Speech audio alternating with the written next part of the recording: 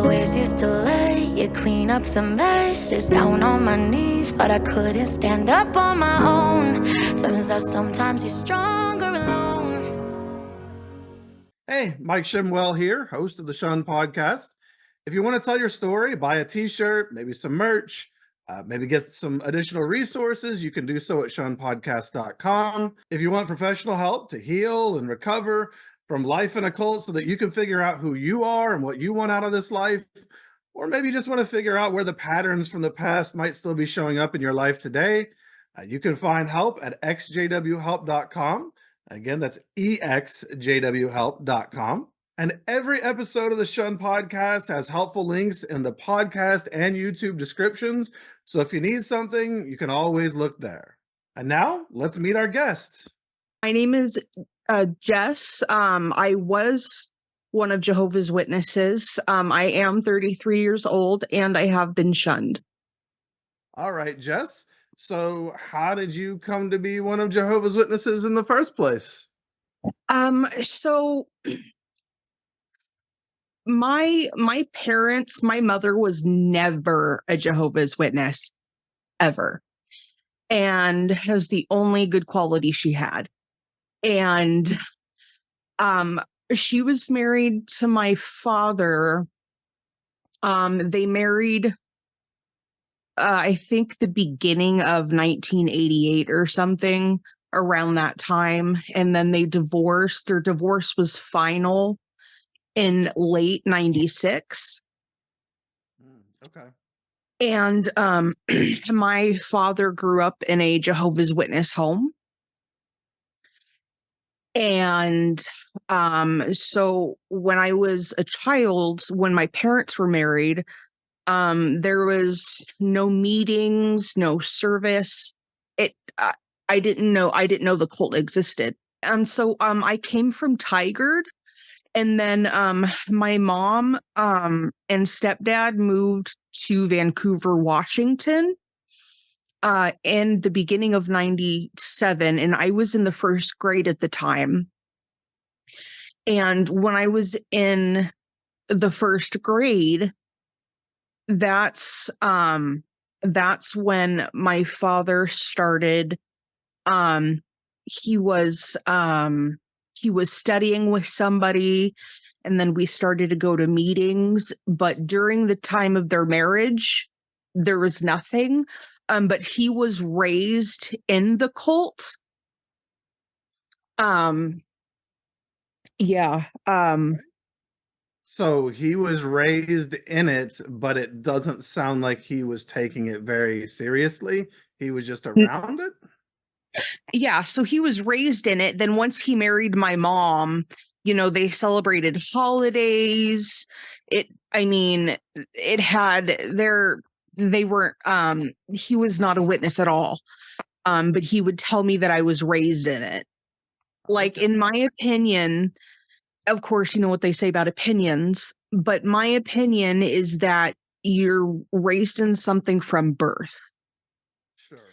That's my opinion. But the brainwashed, he tried, it started when I was in the first grade. And that was I turned six, my birthday's October 8th. So I had just turned 6. So in my opinion, that's not really being raised. And my parents, so my mom, so during that time, my father got us every weekend. And I don't know how long I don't know if it was always the way that he would get us, like if he at first would get us every Monday or like every other Monday. I think it started at like every other, it was every Monday. And then I think it first started like every weekend. And then eventually, or it was every weekend and then like every other Monday. That he got us. And later on, like he would so when we were, sorry if I'm all over the place. So with with the when they during like the separation, like I think I was in like, I don't remember how old I was at the time. Um, but he when he lived in Oregon, um, he would he would have to drive to Vancouver, Washington, to get us, and there was traffic, and he had to pick us up after work, and there was 9 o'clock p.m. meeting, and I would fall asleep because I was so tired, because driving, because he lived in the Tigard area, and my mom had moved to Vancouver, Washington. So, the commute and then the traffic. So after all of that traffic, we had to go to 9 o'clock meeting, or 8 o'clock, or I'm not sure what time. I think it was a 6, or it ended at 9, but there was a 9 o'clock p.m. somewhere in the meeting. It was the Wednesday night meeting, I believe. And I would fall asleep. Mm-hmm. And I would snore when I sleep. So he would get really angry and poke me, and it hurt. Like, why am I here anyway? I don't want to be here. I was a kid. I was tired. That's just what's confusing to me, is kids need sleep. Oh, absolutely. But Jehovah's Witness kids run on a schedule that's not always conducive to that, right? I mean, you're at school all day. Now it sounds like you're Mhm. caught in traffic and everything on this journey. And then, hey, let's go to a meeting. That's a lot for a little kid. And what about homework, Yeah. And then sit in a boring meeting that you're not interested in as a little kid is difficult. Yeah. Hey, quick announcement here. Some of you don't know, but I have a project dedicated to bringing in career and small business help into our community of survivors. If you'd like to learn more, possibly participate, go to theuprisingproject.com. It's linked in the description here, and read the page about our mission and also the page to join so that you can see the benefits. I'm bringing in resources and support, and you can be a part of lifting others up and finding help for yourself as well. So I hope to see you join in as we all rise up from the ashes of these groups that held us back. So, so it sounds like around the first grade is when this really started taking hold in your family with your dad. Hmm. Um, and so then, what was the way it? How did it start making you see the world as you were exposed to it, the world around you? How did you start to see life from a young age? So I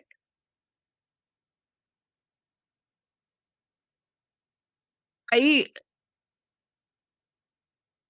it turned into a scary place. Hmm. Um, it was confusing because, you know, it didn't make any sense, because that it was more scary for me, because of the adults around me. When I was very small, I didn't understand what they were saying, but it was the danger of the people that were in the cult.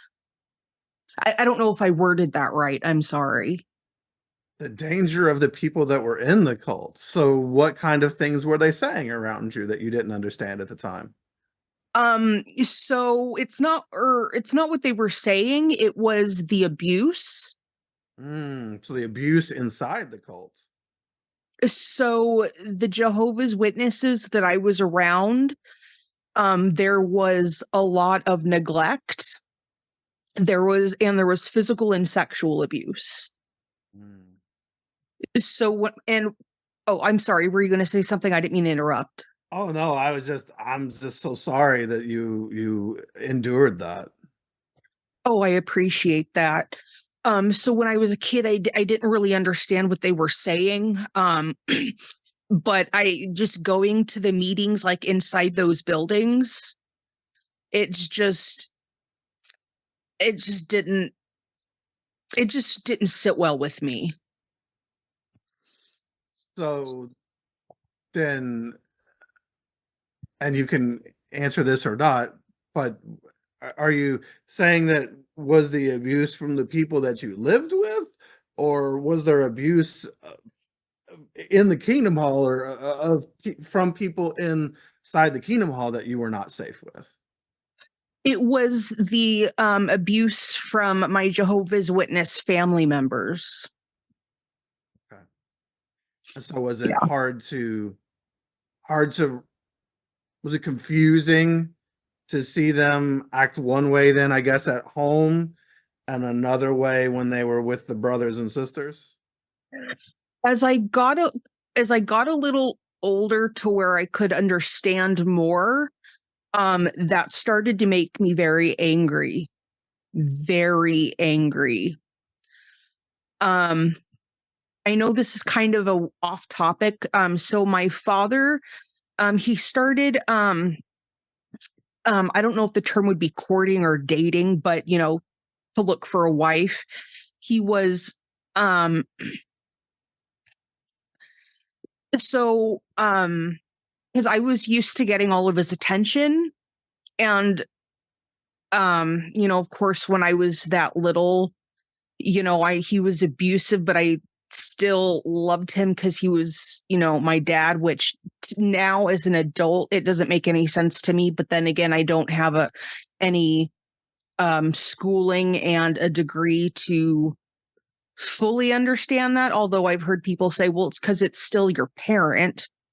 Um, Yeah, it's your parent, and you can trauma bond with a person where even the abuse may seem like love because it's what you got. It's yeah. what's coming your way, and you you want to have this relationship with this person, and so you're trying to make the most of a really bad situation.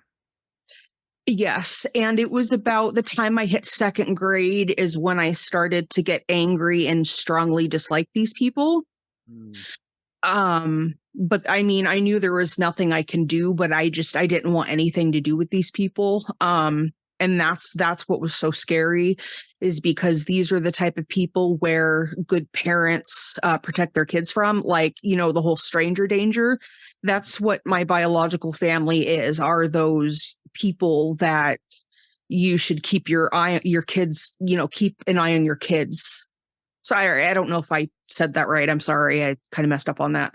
No, you didn't mess up at all. I understand what you're saying, and that for those outside of your home, those strangers are potentially dangerous. And unfortunately, they weren't strangers to you; they were your family. So, did your dad end up finding someone and marrying someone in the congregation? So what happened? So I was in the second grade, and um he met this woman from another state. Um she she came up here, met her once. She went back to where she came from after like a short visit. And then the second time she came up, that's when they got married. She had two sons, and then I have a brother. So, my dad moved into I think it was my dad, he moved into a home, and her and her kids were just visiting. And so they sat us down and they told us that they had gotten married. Um, I was very, I was boiling with anger. I remember that I just wanted to get up and walk away, but I knew that there would have been consequences if I would have done so. So I had to, sit and keep my mouth shut. So your dad married someone, it sounds like in short order, that he had met.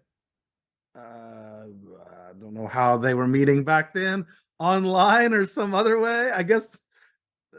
It Uh, was through my aunt. okay. she knew somebody from, the other side of the country, and she set him up, and horrible. Um, oh, sorry, were you going to say something? I was just gonna ask: was your dad was your dad already abusive to you? And then here comes this woman marrying him with her own kids, maybe not knowing what she's getting involved in? So it seemed, from my perspective, it seemed like she didn't care. It was really weird because with the cult, they are, they're very sexist, and women are, like second class citizens. So when when they got married, so she was a Jehovah's Witness, and he got like permission from the elders, or I don't know how, I think that's how it works. And so when she came into the household, she ran everything. It was her way or the highway. She came first. I was very confused. It was very weird because, like, you're a woman and you're being treated well.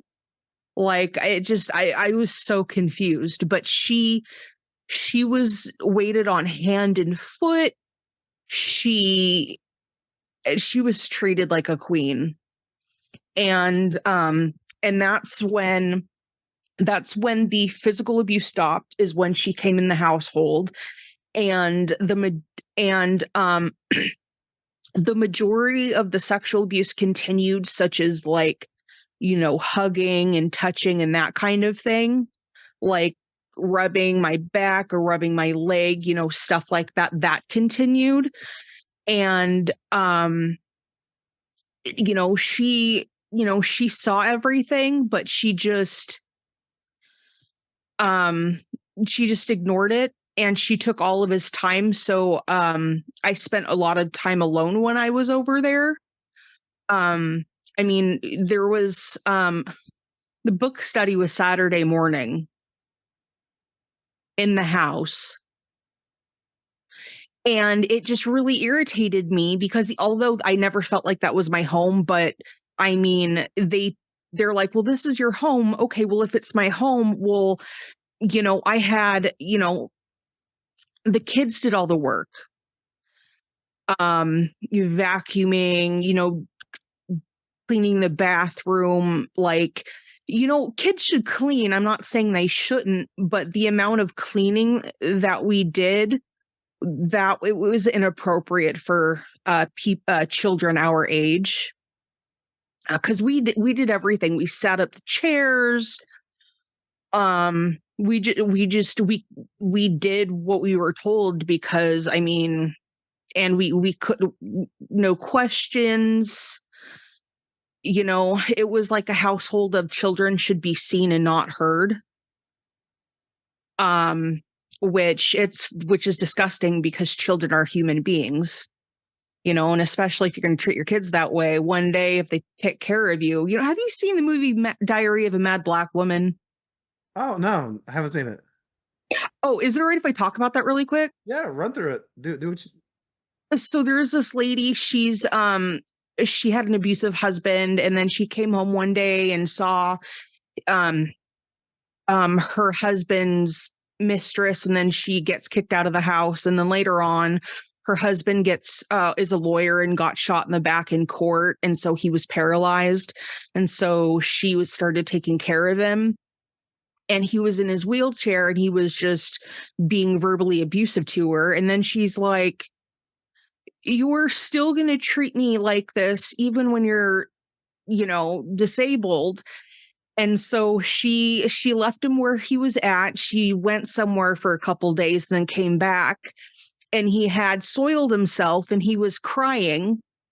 And so she was like, oh, you smell so bad. So she ran a bath and then took his wheelchair and, like, started off kind of running.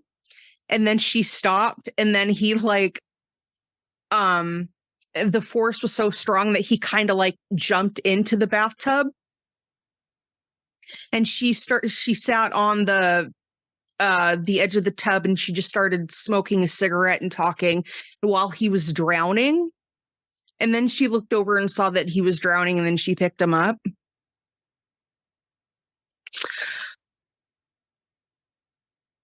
I forgot where I was going with that. Is that kind of how you feel or Yeah. were feeling about your own family? I mean, they're treating you really badly, and Oh. yet they may someday want your help. Yeah, sorry that I do that a lot. Like I'll have a point, and then like in the middle of it, I'll be like, "Crap, what was my point?" I'm sorry, you're gonna have to like cut this entire thing out. No, don't worry about it at all, because I mean, isn't this all part of trauma? I Yeah. mean, trauma produces so I have ADHD. in Okay. the in the Venn diagram of trauma related symptoms and ADHD related symptoms, there are a lot of overlaps. Oh. And some of those overlaps have to do with focus and attention and following things through and not getting distracted by our own thoughts. This can all be part of a trauma response. And you certainly, as I know a little bit from what you had written when you wanted Mhm. to tell your story, and from now, yeah, this is trauma, and it's okay. It's you don't have to feel bad about it or apologize for it. It's it's part of that response. I'll be apologizing a lot throughout this. I don't know, would I say segment? I don't know a proper term to use. Interview. Interview. Okay. Thank you. I'm sorry. I don't want to offend you. I don't mean any disrespect. Oh no. Well, and again, and I don't know how you feel about leaving this in, but this is so constant apologizing is also environmental, from the gaslighting and such that we endured. And we were made to feel like our feelings, our expressions of ourselves were never okay. And so we were made to apologize for our own thoughts, our feelings, our digressions. And there's nothing wrong with any of that. This is all just part of the package. And uh, you should love yourself the way you are and have your own feelings and not worry about that. I I realize that's easier said than done. I'm just Yeah. saying that if we were raised in a healthy way, Yeah. we wouldn't have to apologize for Mhm. literally everything we say, everything we think, everything we do. That's all a sign of it's a byproduct of and a sign of the abuses that we all suffered in different ways. Apologizing a lot is a hallmark of the ex-JW community. Yeah, people get really mad because I keep doing it, but it's not something I can just stop, because when someone stops apologizing, to me that's a trap. Mm. Um so it's It's a deep subject, and there's a lot of healing to be done there. Uh, Mhm. but it's you have nothing. You don't need to apologize for anything you do or say here. This is a safe place for you to be you, and I want you to tell your story your way. So I don't want you to have to feel, at least here. I understand you may still have those feelings, but yeah, be you. Thank Be you. I proud of appreciate. that. That's how it's supposed to be. What a difference it would have been if we had all been raised as little kids who got to be ourselves and be Mhm. appreciated for who we were, instead of being forced into a tiny box that we didn't fit in, Mhm. Yeah. living somebody else's life. So Mhm. anyway, so back to the story a little bit. So you were growing up, you talked about in the second grade, you started kind of getting angry because you were seeing all of this. You and your siblings, it sounds like, were all made to really be the worker bees of the home while mom or stepmom was kind of put on the pedestal in the house a little bit? Yeah. I mean, I saw her cook dinner a couple of times. Excuse me, I'm sorry. But other than that, I didn't see her lift a finger. Um, What did your yeah. dad do? Did he go out and work, or did he play a role? What was his role in the family dynamic? Um, Keeping the kids in line, making sure they're doing chores. I remember seeing him do a lot of housework, or not housework, but like yard work. Um, I mean, he he would sit, or he would watch football, drink a beer a lot. Um, that was, as of right now, that's currently what I remember is him. He would do, yard work, and then he would watch football, sit in his recliner, and have a beer. So you were spending most of your week at your mom's house, Yes. and then having this contrast going to your dad's place that was a witness home. And um how was that transition for you? Was it difficult for you? Did you want to go to your dad's place, or were you happier with your mom? I mean, it sounded from something you said earlier like your mom might not have always been a safe place either. So it's hard. So she was very abusive as well. She think the only good quality she had was she was not a witness. So it's kind of like, for me, it's kind of hard because sometimes her abuse was so bad that even leaving to be over there, even just for a day, was like, at least I'm getting away from her. And then by the time it was like Saturday night, I'm like, I'm over this. I want to go back to my mom's house and deal with that crap. Because my mom worked on the weekends from like 6:30 to like 3, so at least she was out of the house a little bit. My dad didn't work weekends. So, I mean, at least if I was over at my mom's house, then she would have been gone for a little bit. And it it was just like, it was one of those, okay, well, I'm ready for the next to start. It was just one of those, whenever I got tired of the other's abuse, I was just ready to leave. And then when I was tired with their abuse, I would be ready to go on to the other abuse. So really there you're just kind of vacillating between two abusive homes. It doesn't Hmm. sound like you were finding any safe space. Did you go to traditional school, or were you homeschooled? Was school a safe place at all? It was like a regular, like a public school. School for me was not safe. I was bullied uh a lot. And so it's just it life I never felt comfortable. I was scared. I'm bullied at school, and then I have two abusive parents. And my mother, she got my brother to start ganging up on me and bullying me. And my father, he never rectified that. And of course, my father is also sexist, so he treated my brother better than he treated me. And he ignored the abuse that my brother would put on me. Oh, and my both my parents be like, "Oh, he's your brother, he loves you." Like, okay.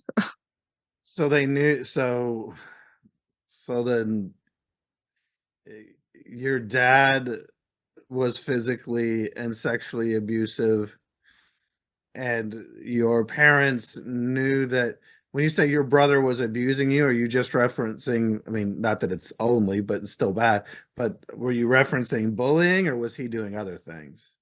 Oh, he was bullying. Like for example, we were swimming in the pool and he kept pushing my head down. I would swim somewhere else. He would keep doing that. And I called him an ass. He ran and tattled and I got grounded for the weekend and nothing happened to him. And there was one time he backed me into a corner and I was polite, begged and pleaded for him to let me out. And then I started screaming and then he wouldn't let me out. So I bit him. I bit him really hard. His arm turned purple and it started bleeding, but I'm the one that got in trouble. Okay, so yeah, he was very psychologically abusive. Very, he was a bully too. I mean, of course, then you're going to get bullied at school because you're being bullied at home. When you go to school, you're not going to have any self-worth or self-esteem. And that's Mhm. like chum in the water to the other bullies at school. I was that way too. I was bullied relentlessly at school because I'm my dad sorry. bullied me at home. And so when I went to school, it was like, oh yeah, first of all, here's the weird JW kid. But also, I just gave off that vibe of somebody who didn't feel good about himself and didn't know how to stand up for himself at times. It's kids can pick up on that. And unfortunately it's set up by having the adults around us who kind of start this and create this lack of safety. And then it just amplifies.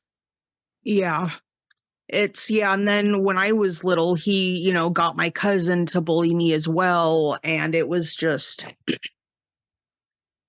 and then I don't know if this is off topic, but once I got a little older, like 8, 9, 10, 11, 12, we would go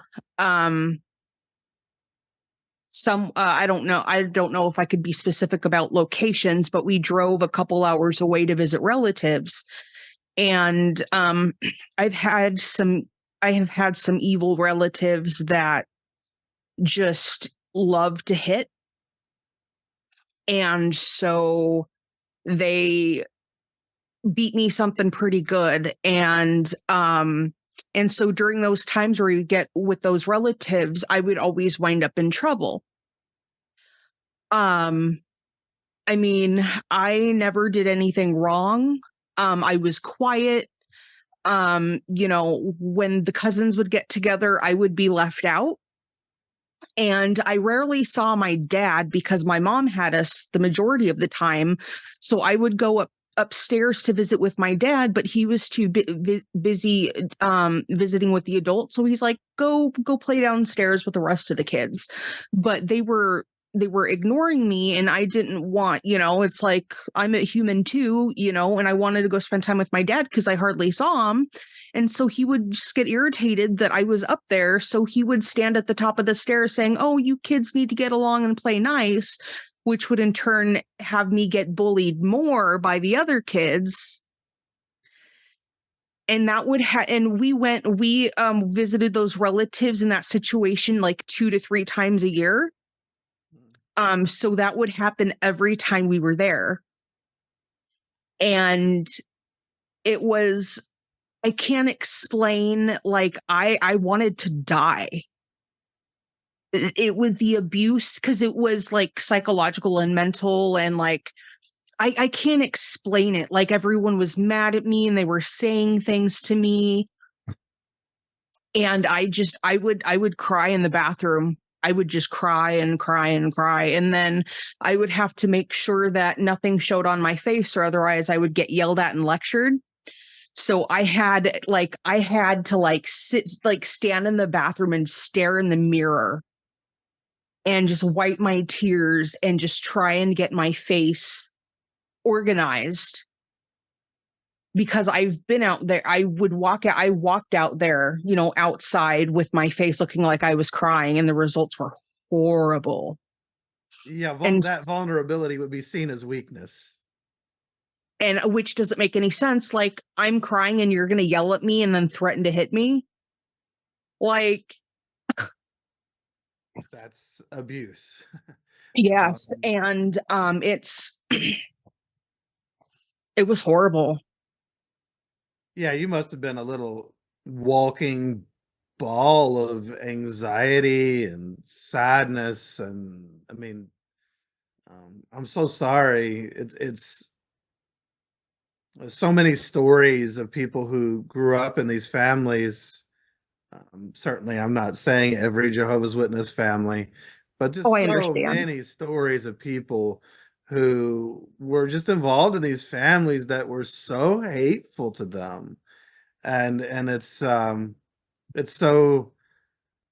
it's just such a shame. It's so hurtful. I'm sorry that you had to go through that and deal with the ramifications of it. I'm glad. I know that there were times you mentioned that maybe you didn't want to be here anymore, but I'm glad you still are. Glad Me to too. meet you.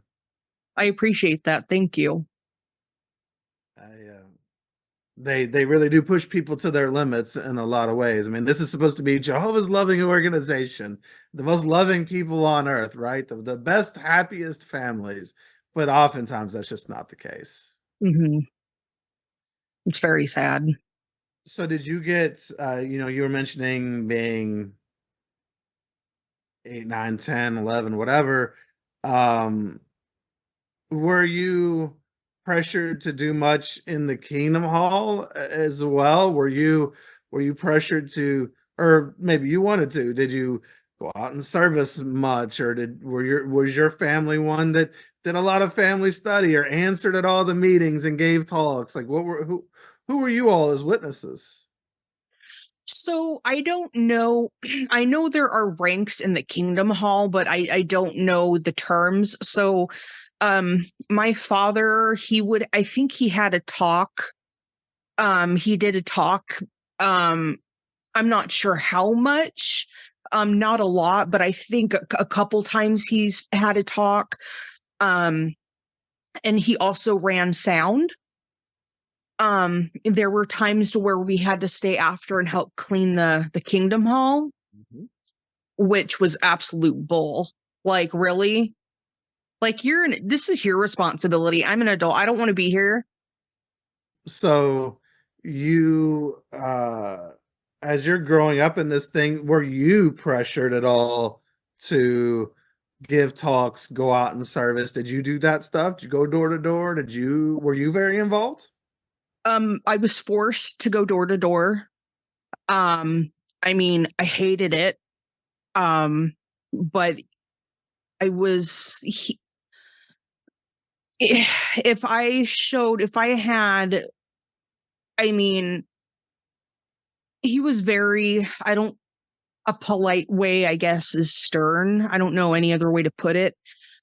He kept us in line. Like, I was a good kid. I was always quiet. I wasn't rambunctious. I kept to myself. But he was, like, he would like threaten to keep us in line, like when we're out in service, like we have to behave. And he would say that in an abusive tone. And so we would just go door to door, which, thinking back now, is like, you're letting a child go to strangers' homes. To me, that's just baffling. Yeah. Being an adult myself and getting away from Jehovah's Witnesses and really looking at that, yeah, and thinking about the situations I was put in as a kid and some of the really odd individuals that I was around, uh, just not a safe thing to be taking kids to a bunch of strangers' doors. Not safe at all. Yeah. And then if we did something during the time we were out in service that he didn't like, he would have handled everything at home Oh, with a, and I assume in an abusive manner or with a belt. okay, He left marks. gotcha. Um, was there ever any parts of the witness life that you felt a connection to or that you liked in any way? Was there, I don't know, even if it was just a benefit of, well, at least I'm not at home with these people right now, or maybe you got to work out in service with somebody else and not be around your family?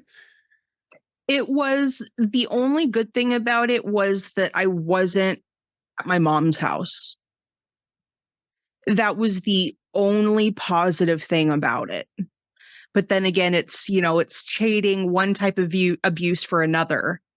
Of course. So that was the only good thing about being there. So was there an age at which as you started going into your teenage years or such, were you I don't know when did you get baptized? So I was an unbaptized publisher. I was maybe I'd say maybe like 11, approximately like 5th grade, around there. Um we didn't attend the meeting when they announced it, but I remember cuz we, lived with my mom full time, but I remember like I think my dad recorded it and then played it back. But I remember we were in the hall and then the two brothers brought me back, sat me down, and he asked me like, "Oh, do you smoke? Um, do you have premarital sex?" I think there was like one or two more questions, something like that. And then I answered the questions, and then he's like, "Oh, well, you're an unbaptized publisher." Like, that was kind of weird.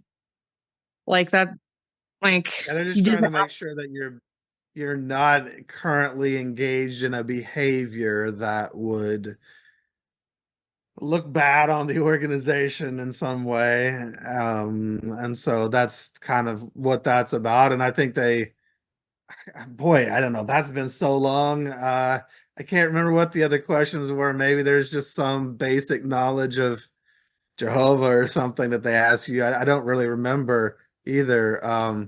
So you were an unbaptized publisher, and then is that where you stopped? Did you ever go towards baptism? No. So that was, I believe I was in the fifth grade. And then um when I hit 8th grade, um, I was started having a lot of, showing symptoms of BPD. And then I started, cutting and um doing a lot of that stuff. And then to relieve, just to escape, because I would like black out when I would cut. So it was nice to not be there, like, mentally. And then when I was a freshman, and no, during my 8th grade year, I decided that I didn't want to go visit my dad anymore. Because, I mean, there was no point, because he ignored me the entire time, unless it was like, you have to go do this or you have to go do that. But I didn't spend time with him. His wife wouldn't allow it, and all I did was clean. So um by the time I hit the 9th grade, because the 8th grade is when I didn't want to go there anymore. And then the ninth grade, because he would pick us up and he would get really mad. He's like, you have to come with me. And I'm like, no. And with my mom, she lived in a 2-story home, and I would stand at the top of the stairs, and he's like, you have to come with me. And I would not allow it, because I wasn't going to deal with that crap. But there were a couple times where I felt that if I didn't, there were going to be consequences. So I did a couple of times, but I stopped going. Like, he would send my brother in after me to emotionally abuse and manipulate me to go. And um and I was like, I'm not going. And then he would try and bribe me. Well, we're going to have fun this weekend. We're going to go do stuff. And, oh, if we'll do whatever you want to do. And then for shits and giggles, sorry, I don't know if I can say that or if you'll just Oh bleep yeah, it go out. ahead. You're fine. But I was like, okay, fine. I'll just go, just to see what kind of games you're playing. Normal fucking weekend. And I was just like, really? Why did I come here? And so, the cleaning and then the neglect, it was just, oh yeah, such a fun weekend. But um oh, sorry, were you going to say something? I was just wondering, so why did he want you there? I mean, you're saying obviously I came, you made these false promises to get me here. I'm here and it's not coming to fruition. But why did your dad? What was the ultimate reason that your dad wanted you there so bad? He's he's all about appearances. And the book study was at his house on Saturdays. So it would have, didn't look too good on him if I wasn't around. Well, that makes total sense. He needed you to have the appearance of this happy little cohesive family because if you're not there, then he's going to get questioned. Mm-hmm. Where's Jess? Why isn't Yep. Jess here? And he can't say, well, because I'm abusive and she doesn't want to be here with me. Yeah. Had something changed at your mom's house or something that made you feel more safe there now instead of going to your dad's? Or it's something I changed at your dad's that made you feel less safe there, so you wanted to stay at your mom's? I just got older. I just got old enough to where although I was still a minor, I was still able to stick up for myself. And being at that age, like, are you gonna pick me up, throw me in the back of the van and drive off? Mm. I was less hard to manipulate since I was a little older. And plus he couldn't just like grab me and throw me in the car. So, I mean, that helped a lot. And it's so then at that point, were you realizing that your did it feel like your dad's house was less safe overall than your mom's? So you wanted to just go ahead and stay with your mom, especially with the whole weekend thing? Yeah, it's because she never pushed me into religion. She wasn't religious, so she never pushed me in it. And and plus she worked on the weekends. So those were the only good qualities that she had. Gotcha. So you So had your that's, weekends free now. yeah, until she came home and, pulled her nonsense. But at least I was away from the Jehovah's Witness stuff. And eventually my father got the point and started leaving me alone. Mm. Oh, so it was a lot of the Jehovah's Witness stuff that you were trying to avoid. Yeah, because it always, when you do something wrong and your conscience is like, that's bad. Mhm. So every time I would sit in a meeting, every time someone would open a Jehovah's Witness type literature, I had that feeling in my gut, like this is wrong. I'm doing something wrong.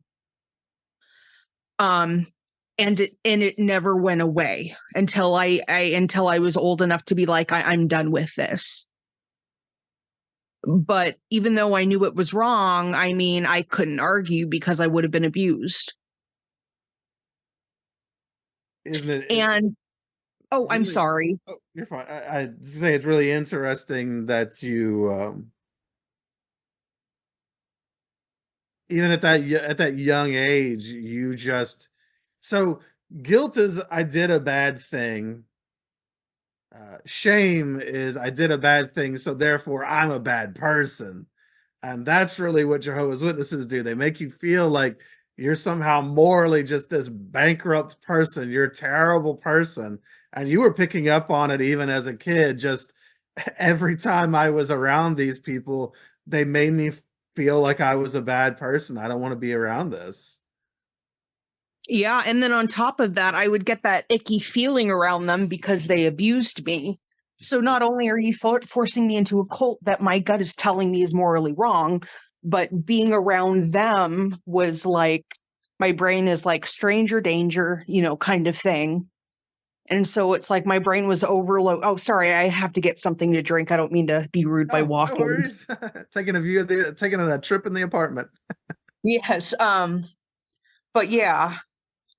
So, as you so you started doing this, so now you've got more, I guess, freedom and such on the, at least on the weekends and stuff. You're not seeing your witness family as much. How does your witness family start reacting to you? What, do they just leave you alone, or does it go farther than that? So I would keep in touch with my dad, like he would call me and stuff like that. Um, I I honestly, I didn't want anything to do with him. He could have kicked rocks and I not care. But he would contact me. I can't remember how often, but I think he tried to contact me like a minimum of once a week. And he would always try to guilt trip me.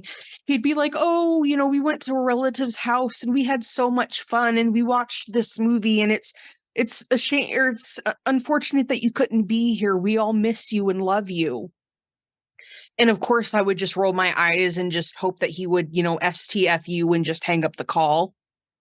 Mhm. Um, because I would always roll my eyes. He's like, "Oh, we miss you, but if you missed me, then why not act like it?" Well, and why not? It's not just why, yeah, why not act like it? And that involves, when you have Jess, treating her well. You've shown you can treat someone, even someone of the female persuasion, well. Treating his wife a certain way, like you said, treating her like a princess or a queen or whatever. But why would you want to be over there if you're just going to get treated badly? Hmm. That's why you weren't there. Yeah, I mean, In other words, I stop did. making false promises and actually do something. And then, because you're losing your daughter, and that's that's a shame. That's a shame that your dad is losing you because of his own actions or inactions.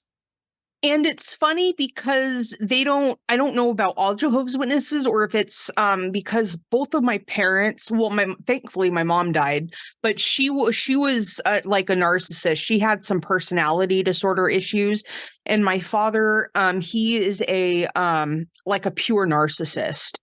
And so when I would see him as like a younger adult, he would always blame my mom because I wasn't a Jehovah's Witness. Like, she brainwashed me, and that's why I'm not a Jehovah's Witness.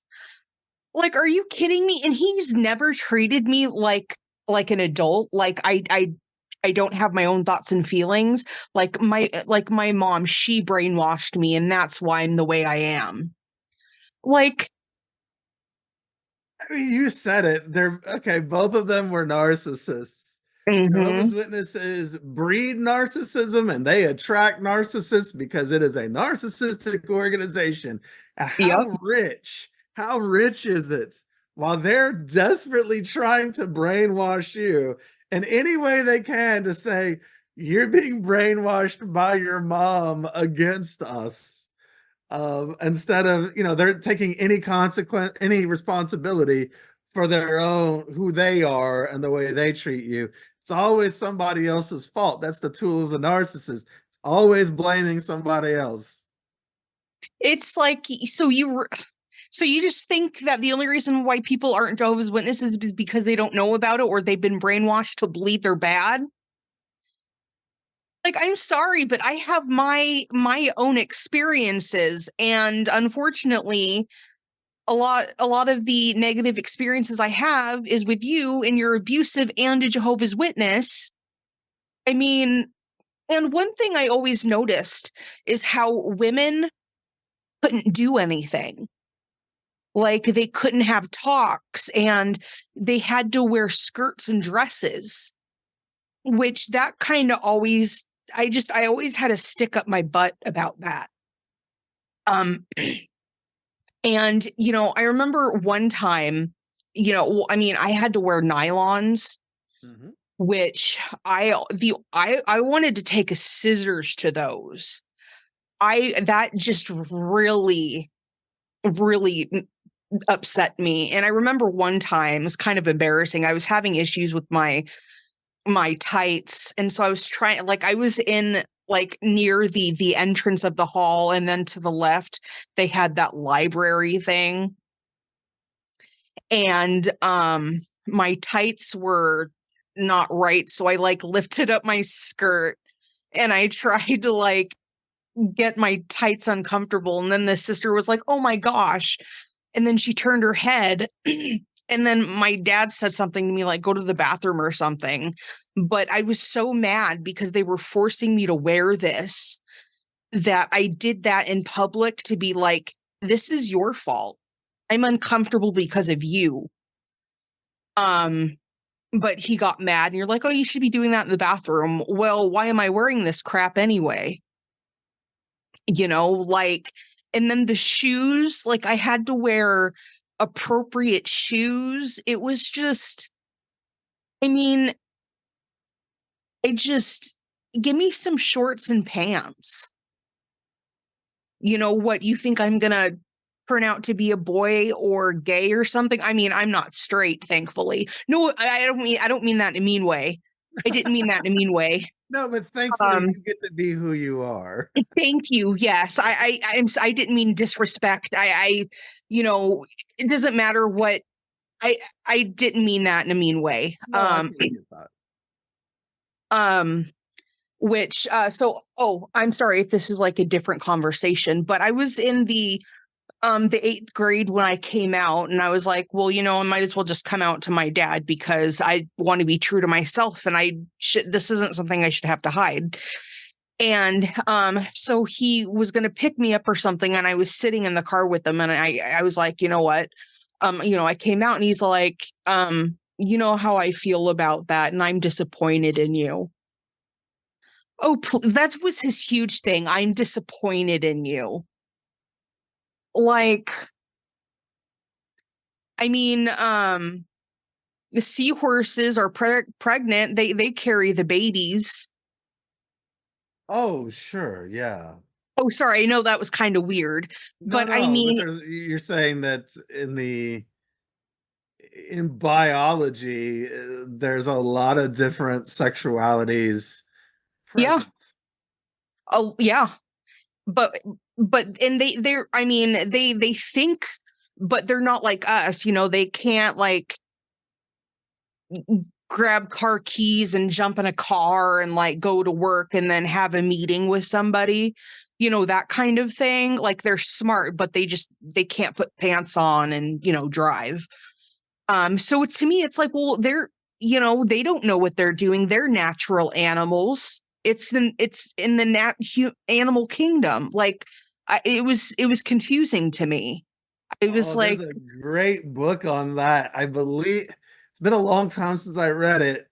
I hope that I get the name correct, but I think it was called Zoobiquity, and it was about the zoologically just the animal species and what we can observe and mhm. how much we can see of what we see in humanity in the animal kingdom around us, and these are just natural biological differences that we all that they're not some elements of Satan or something that has you where you've been tricked or whatever. I mean, unless the animals sinned at some point, and that's why they like there's just so much to all the stories, but I'll digress there. I'm just glad that you get to be who you are today. Yeah, I sorry if like the that was flag off above your topic. head. Oh, thank you. Yeah, I love it. You get to be you. But back to your dad saying, "I'm disappointed in you." Isn't that again? That's the whole witness mantra in a way. It's all about shaming you and making you feel like you're somehow a bad person for being who Mhm. you are, because they have determined who you can be, and that's the only path you can follow. Oh yeah. My father, I mean, he's always treated me like the person that he's wanted me to be. I don't know if that made sense. Oh, did that ever make sense? Yes, I have a feeling that when people listen to that, there will be a lot of people shaking their head. That, yes, absolutely. That is how Jehovah's Witnesses are. It's just like why can't I be my own why can't I be my own person? Like it just didn't make any sense to me. Like I was 20, 21, 22, 23, 24, and he treated me like a child, like I had to be a certain way, and the only reason why I am the way I am is because of my mother. Like any My mother was the same way, but any personality trait that I have that he never liked, oh, your mother brainwashed you. So I didn't get to. Yeah. I You mean, know, it's it's so ridiculous. That's just, I mean, back to the narcissism of Jehovah's Witnesses. A narcissist is a person that is in love with their own reflection.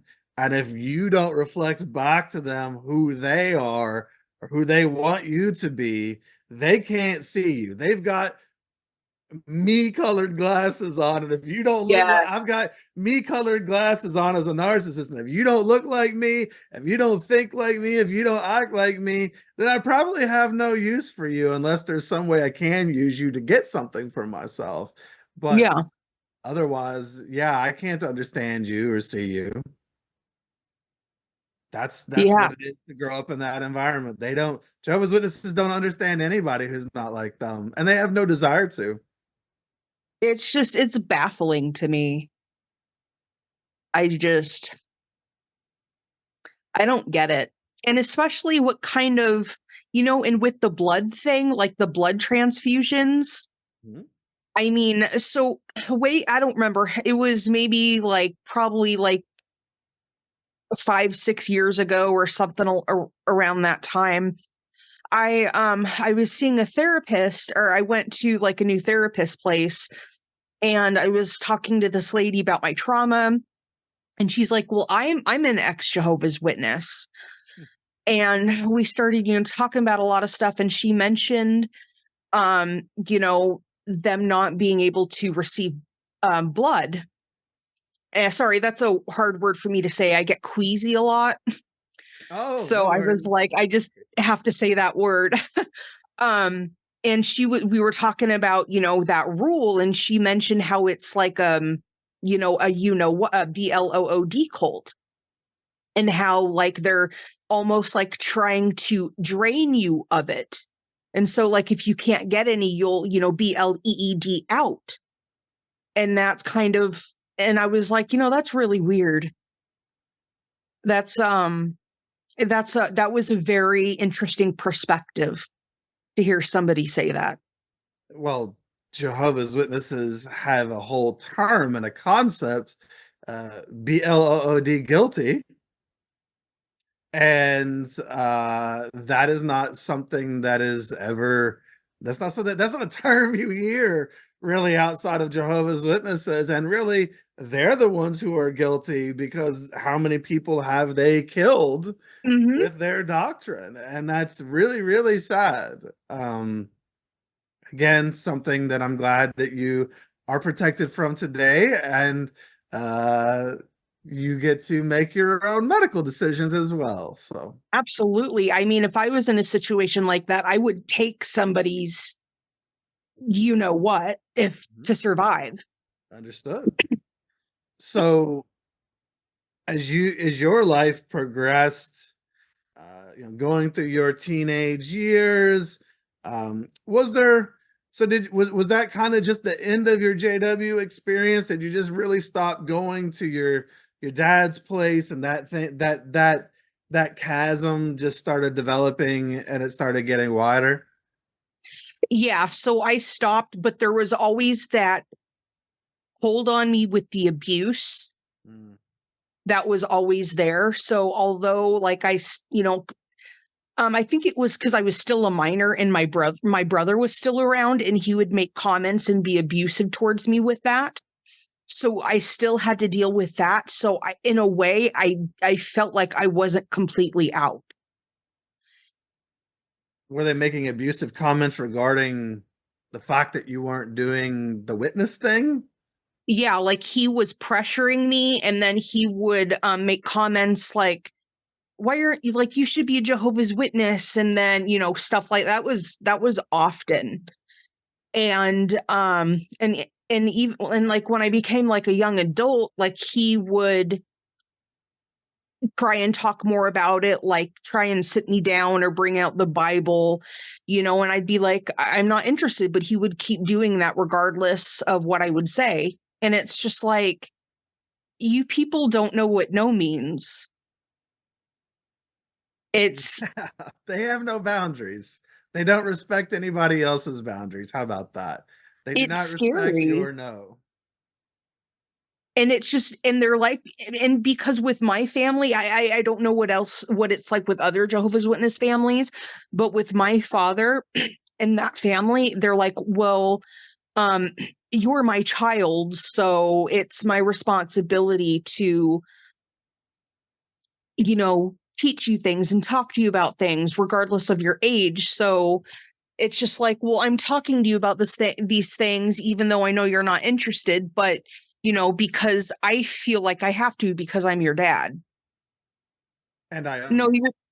yeah, that's he's always treated me like property. Like I had to act a certain way. I had to wear certain clothes. I wasn't allowed to have my hair down. Um, he would he would say, you have to wear this, or it was complete control. It was disgusting. Well, and really that's how Jehovah's Witnesses view people. Kind of the most Jehovah's Witness relationships are rather possessive, and they do treat people like objects to be controlled instead of humans to be loved for who they are. Hmm. And they conflate control and love and think they're the same thing, and they're not. And it's a shame. And I'm sorry that you haven't so that you haven't been able to get that real love that we're all searching for from your family. Um, so you how long? Let's see. So today, I think, did you say you were 33? Yeah, October 8th is my birthday. Okay. So you're 33. So has your relationship over the years with the witnesses changed at all, or are they still the exact same way towards you, or do they shun you, or what do the people who were the witnesses in your life, how do they treat you today? So I have a cousin. My cousin isn't a Jehovah's Witness, but on my father's side of the family. And I stopped talking to my father in 2015. Because, well, I mean, first, I just didn't want to talk to him. And second, because of his wife. His wife had said some things to me. So I was in an abusive relationship, and I went to her for help. And then she told me that I did it to myself. So after that, I cut off contact with them. And then I have a cousin who would every once in a while bring it up, and it made me mad. So I'm like, okay, whatever. So about, I don't know, maybe 2 months ago, I got in contact with that side of the family, and my dad's the same person. Like, he made a comment of like, oh, your mom's a reason why you're not a witness.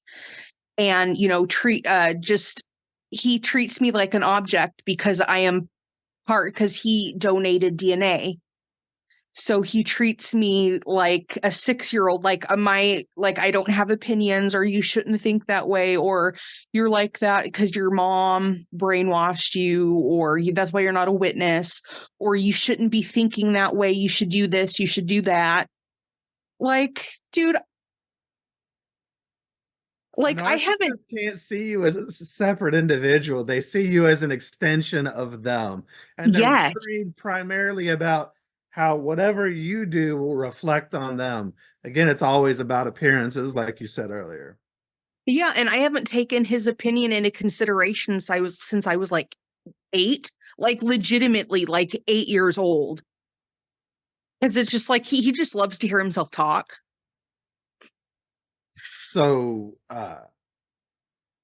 are there people in that environment or who are Jehovah's Witnesses, like who shuns you today? Um, I have um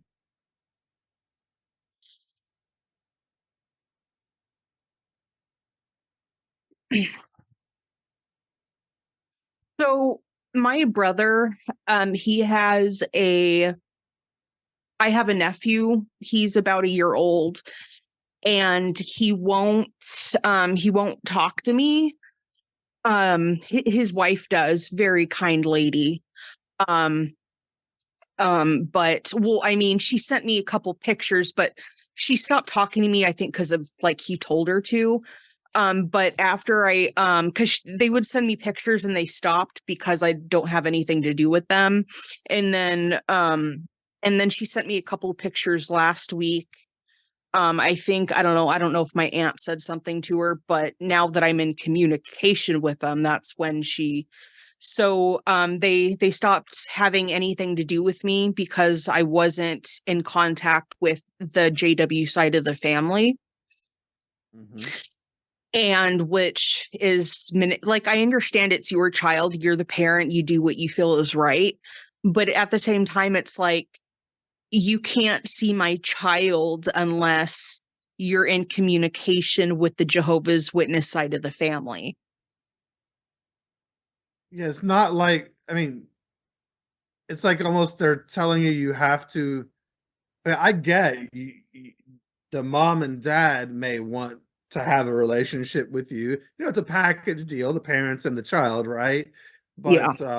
But they're saying no, it's not just us and the child. You've got to accept the whole Jehovah's Witness side of things. And do they want you to be one of them in order to really hang out? Um, I know my father does. I think they all do. Because these people, the only reason no one's ever said anything, but the only reason why they're Jehovah's Witnesses is so they can be in each other's lives. I mean, I can, it's, that's as clear as day. That is because of their, I mean, there's, I mean, it's the hypocrisy in their behavior, the drinking, and a lot of them swear more than they should. Um, um, I mean, there's a lot more hypocrisies that my brain is probably skipping out, but there's been times where they took a vacation for like they didn't go to a meeting or the Sunday meeting because they just wanted to stay home and relax. That that really pissed me off because why are you not going and I have to? That really, so that made me mad. And it's like, I know they don't want to go, but it's just like, you can choose not to go, but I have to. I appreciate how you worded a few things in this interview so far, and that saying that they really kind of just stay Jehovah's Witnesses to be in each other's lives, and it is this emotional, it's this emotional and relational extortion that we can only Hmm. have something to do with each other if you follow the one prescribed path that I have decided that you must follow, and that's not a way to have a family. That's not a way to live your life or to love. If you only love people who are literally exactly like you, then you don't love other people. You love yourself. Yep. And real love is being able to love people even through differences and Hmm. um, and diversity. That's love. Yeah. Um, So today, you don't really, it doesn't sound like you have a lot to do with, or there's really not anybody who talks to you. much as far as the witnesses go? So recently, they're back in my life, but only my aunt and father talk with me. Okay. A lot of the other side of a lot of the extended Jehovah's Witnesses are abusive, very entitled.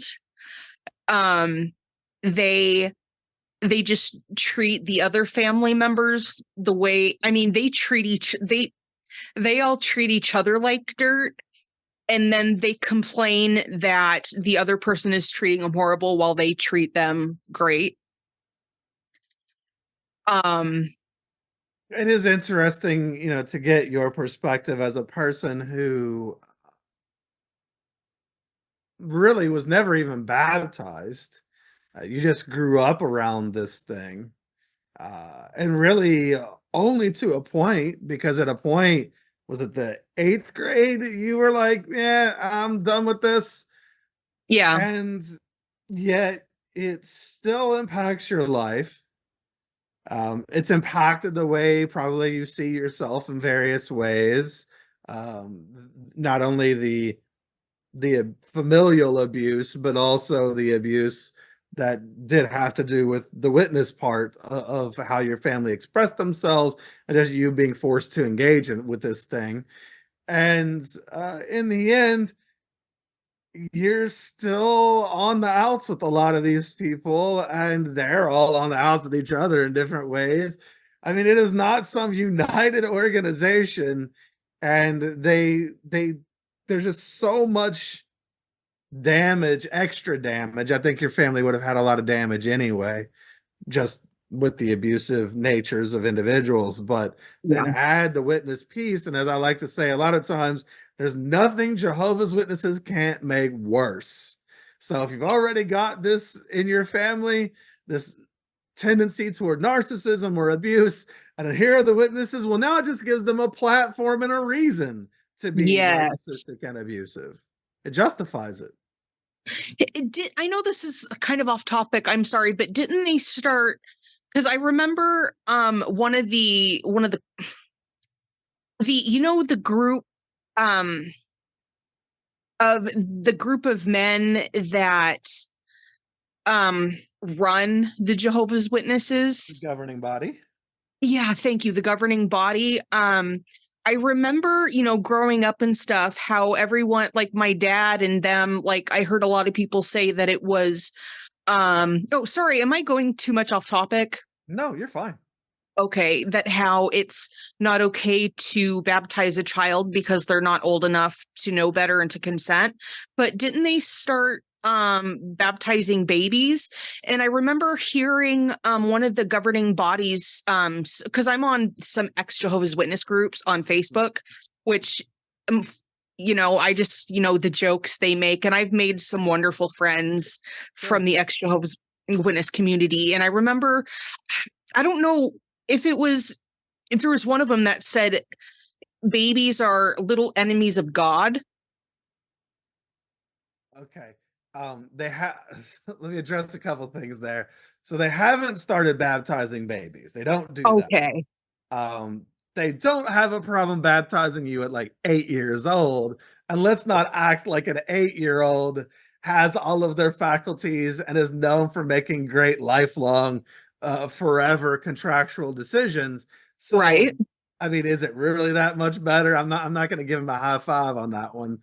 Yeah. But uh, yes, Stephen Lett, one of the governing body members, gave a talk where he said that basically because babies are born alienated from Jehovah, they don't know him yet.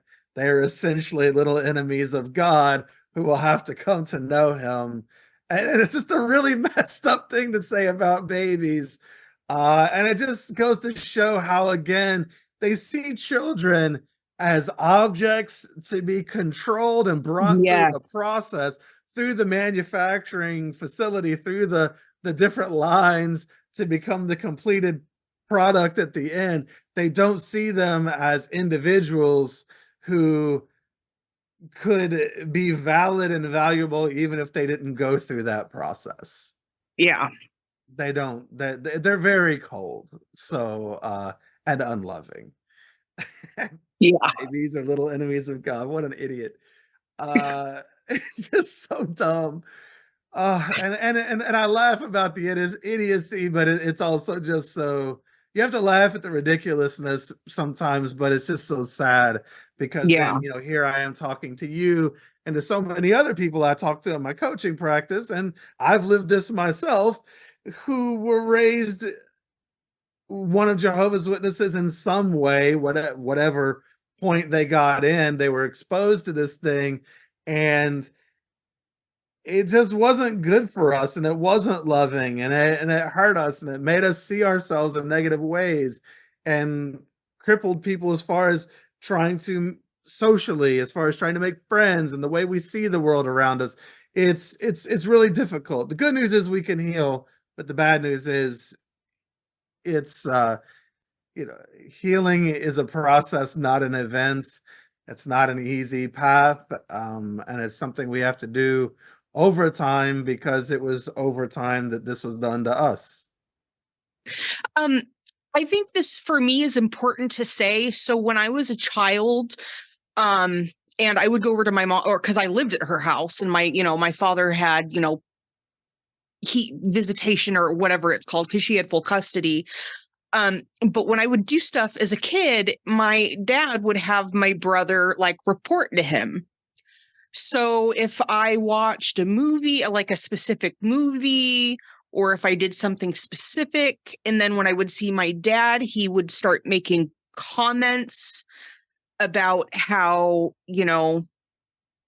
you should, children need to follow their parents' footsteps and serve Jehovah and do, and stuff like that. So during a week, if I've, was doing something and my brother knew about it, he would run to my dad and tell him. And it's just like, first of all, I'm a kid, okay?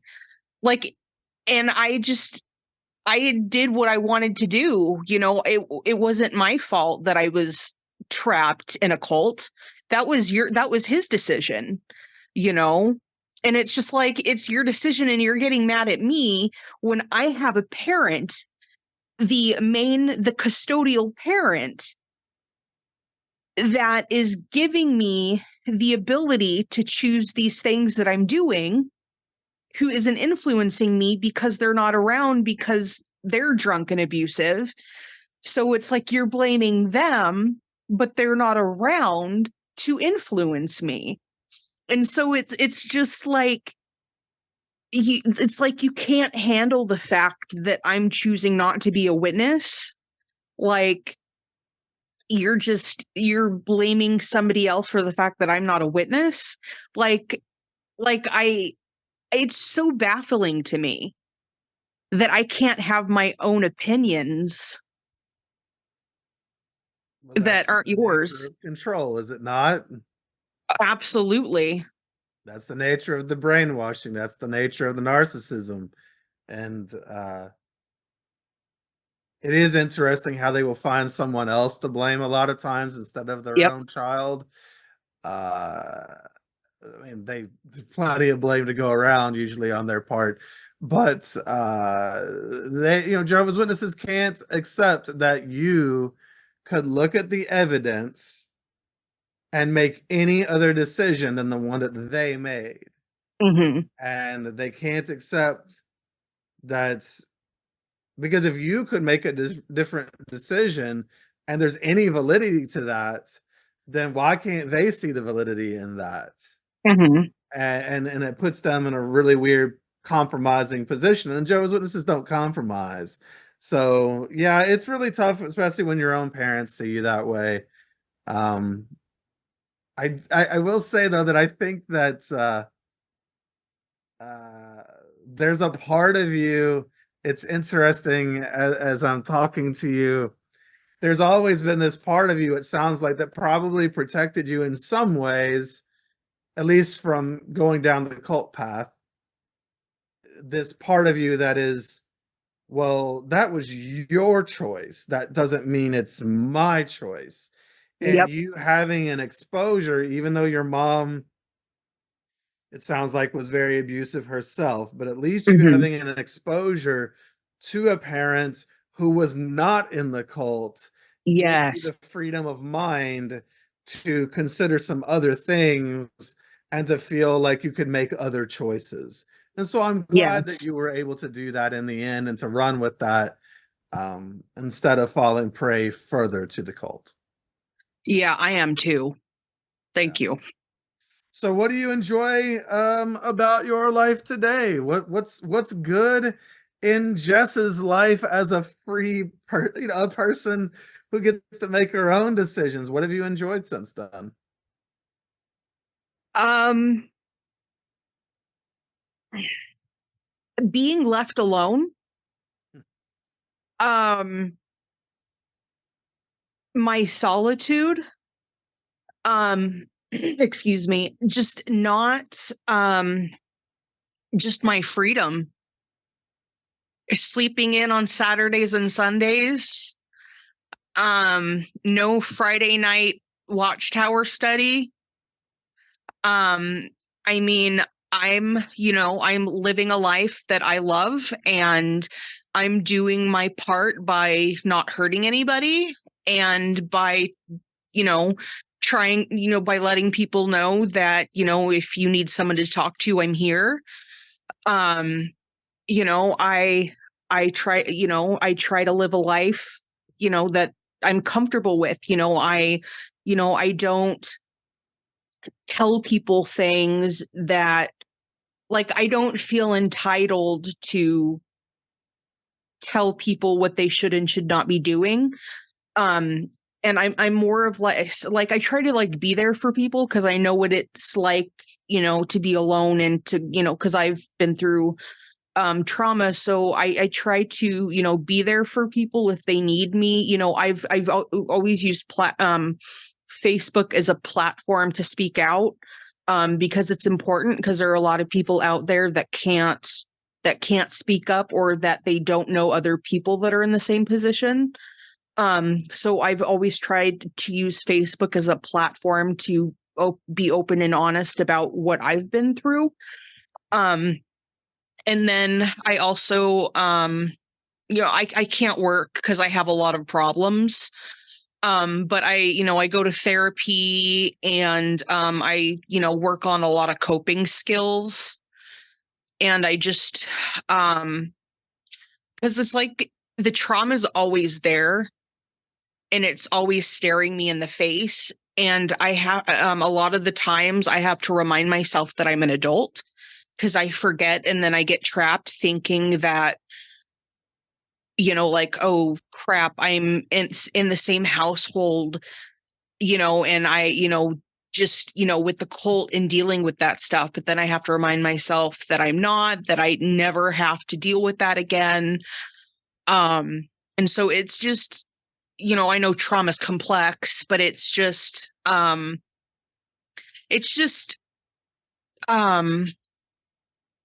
life.